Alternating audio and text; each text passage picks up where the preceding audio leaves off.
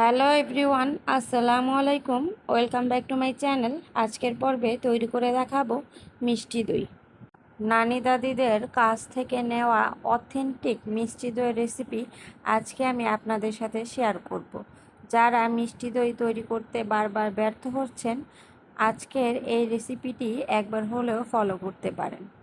যেই কোনো পাত্রে আজকে মিষ্টি দই তৈরি করে আপনাদের সাথে শেয়ার করব। যারা একবার এই দই তৈরি করে খাবেন তারা আর দোকান থেকে কিনে খেতে চাইবেন না। দোকান থেকেও বেশি মজা এই মিষ্টি দই। চলুন তাহলে দেখে নেই। আমি এখানে একটা হাঁড়ি বসিয়ে দিয়েছি। এখানে হাফ কাপের মতো আমি চিনি দিয়ে দিলাম। তো আমি এখানে লাল চিনিটা ব্যবহার করেছি। চিনিটা প্রথমে নাড়াচাড়া দিব না। যখন চিনিটা চারপাশ থেকে গলে আসবে তখন আমি নাড়াচাড়া দিব।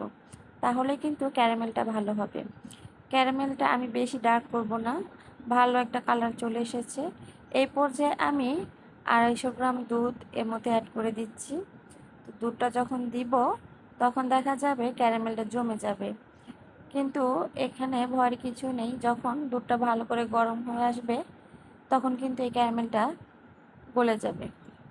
আমি এখানে আরও অ্যাড করে দিলাম হলো 1.5 কেজি দুধ। ফুল ক্রিম দুধটা এখানে ব্যবহার করতে হবে। আমি এখানে গরুর খাঁটি দুধটা ব্যবহার করেছি। তো গরুর দুধটা নিলে সেই দইটা খেতে কিন্তু বেশি মজা হয়। তো এই দুধটা এখন বলক চলে এসেছে। তো কালারটা কিন্তু এখন হালকা এসেছে।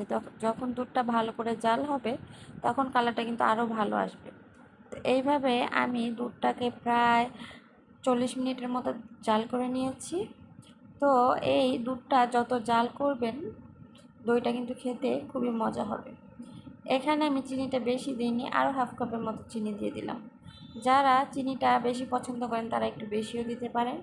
চিনিটা দিয়ে আমি আরও 10 থেকে 15 মিনিট এই দুধটা জাল করে নেব। তো দুধটা ভালো করে জাল করা হয়ে গেছে, অবশ্যই দেখতে পাচ্ছেন দুধটার কালারটাও কিন্তু চেঞ্জ হয়ে গেছে, দুধটা অনেকটাই ঘন হয়ে গেছে। এখন আমি নামিয়ে নিচ্ছি। নামিয়ে নিয়ে একটা স্প্যাচুলার সাহায্যে আমি বারবার নাড়াচাড়া দিয়ে নিচ্ছি যেন দুধটা ঠান্ডা হয়ে যায়। আর এখানে আমি একটা গ্লাস নিয়েছি। তো এটা দিয়ে উপর থেকে নিচে আমি দুধটাকে বারবার নাড়াচাড়া দিব। তাহলে দেখা যায় দইয়ের উপরে যে একটা ফেনা ফেনা ভাব সেটা চলে আসবে, আর দুধটা ওই পর্যায়ে কিন্তু ঠান্ডা হয়ে যাবে। দইয়ের ক্ষেত্রে যদি এটা করা হয় তাহলে দই খেতে নাকি খুবই মজা লাগে আর দেখতেও খুবই আকর্ষণীয় হয়। তো এটা করতেও পারেন, স্কিপ করলেও চলে। তো এভাবে আমি নাড়াচাড়া দিয়ে দুধটাকে ঠান্ডা করে নিয়েছি। আমি একবারে কিন্তু ঠান্ডা করে নিই দুধটা। তো এই পর্যায়ে একটা বাটি দই নিয়ে নিলাম। তো দইটা আমি একটা চামচের সাহায্যে ভালো করে ফেটিয়ে নিব। ফেটিয়ে স্মুথ করে নিব। নেওয়া হয়ে গেলে এখানে আমি এই দুধটার মধ্যে দইটা ঢেলে দেব। অবশ্যই দুধটা কিন্তু বেশি গরম না, আবার বেশি ঠান্ডাও না। এ পর্যায়ে আমি দইটা দিয়ে একটা চামচের সাহায্যে ভালো করে নাড়াচাড়া দিয়ে নিব। অবশ্যই ভালো করে মিশিয়ে নিতে হবে। দুধটার সাথে এই দই বীজটা ভালো করে মেশাতে হবে। ভালো করে মেশানো হলেই কিন্তু দইটা পারফেক্ট হবে। তো এইভাবে ভালো করে আমি দইয়ের সাথে দুধটা এবং দুধের সাথে দইটা ভালো করে মিশিয়ে নিয়েছি। আর একটা কাচের বাটি নিয়ে নিয়েছি, যেটার মধ্যে আমি দই ফেটিয়েছিলাম সেটার মধ্যেও আমি কিছু পরিমাণ দুধ অ্যাড করে দিচ্ছি। যখন দুধটা ঢালছি, উপর থেকে ঢালছি, তাহলে কিন্তু বাটির উপর থেকে ফেনা ফেনা ভাব হবে, দেখতে খুবই আকর্ষণীয় হবে। অবশ্যই দেখতে পাচ্ছেন। আর এখানে আমি একটা স্টিলের বাটিও নিয়ে নিয়েছি। স্টিলের বাটিতে আমি কিছু পরিমাণ দই দিয়ে স্টিলের বাটিটাকে ভালো করে মাখিয়ে নিচ্ছি। অবশ্যই এই স্টেপটা ফলো করতে হবে দই সেট করার জন্য। তো এই দইটা সেট করার জন্য উপর থেকে আমি আবারও কিছু দুধ এর মধ্যে অ্যাড করে দিচ্ছি। আর একটুখানি দুধ আমি যেই কাপটার মধ্যে দই কিনে এনেছিলাম সেটার মধ্যেও অ্যাড করে দিয়ে দিব। তো আমি এখানে কিন্তু 3টা বাটি নিয়েছি, একটা কাঁচ, একটা স্টিলের এবং একটা প্লাস্টিকের। এগুলো আমি ঢাকনা দিয়ে ঢেকে দিব। আমি সব ধরনের বাটিতেই আপনাদের দই তৈরি করে দেখিয়ে দিব। তো প্লাস্টিকেরটাও ঢেকে দিলাম। আর এখন আমি এখানে একটা তোয়ালে এবং একটা কম্বল নিয়ে নিয়েছি। এর মধ্যে আমি দইয়ের বাটিটা দিয়ে দিলাম, আমি ছোটোটাও দিয়ে দিলাম।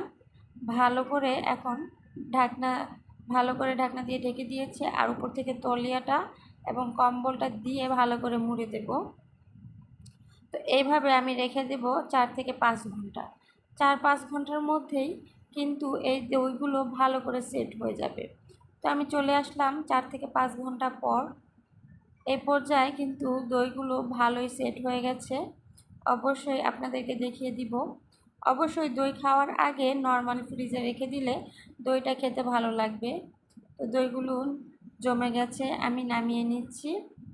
আমি নামিয়ে আপনাদেরকে দেখিয়ে দিচ্ছি যে দইগুলো কতটা সুন্দর এবং কতটা ভালো করে জমে গেছে। ঢাকনা খুলে আপনাদেরকে দেখিয়ে দিলাম, দইটা কিন্তু ভালোই জমে গেছে। স্টিলের এবং প্লাস্টিকের সাথে কাচের যে কোনো বাটিতেই এই রেসিপিটা ফলো করে দই জমিয়ে নিতে পারেন। তো কিছুক্ষণ ফ্রিজে রাখলে এই দইটা খেতে খুবই মজা হবে। তো আমি আপনাদেরকে কেটে দেখিয়ে দিচ্ছি এই দইটা কতটা পারফেক্ট হয়েছে। এই রেসিপি ফলো করে যারা একবার হলেও দই তৈরি করে খাবেন তারা দোকান থেকে কিনে খেতে চাইবেন না, এটা এতটাই মজা। অবশ্যই দেখতে পাচ্ছেন দইয়ের কালার এবং টেক্সচার খুবই স্মুথ এবং ভালো এসেছে। তো আজকের এই রেসিপিটি আপনাদের কাছে কেমন লেগেছে অবশ্যই কমেন্টে জানাবেন। ভালো লাগলে লাইক, শেয়ার অ্যান্ড সাবস্ক্রাইব করে দেবেন, ফ্যামিলি ফ্রেন্ডদের সাথে শেয়ার করবেন। পরবর্তী ভিডিও দেখার আমন্ত্রণ রইল। আল্লাহ হাফেজ।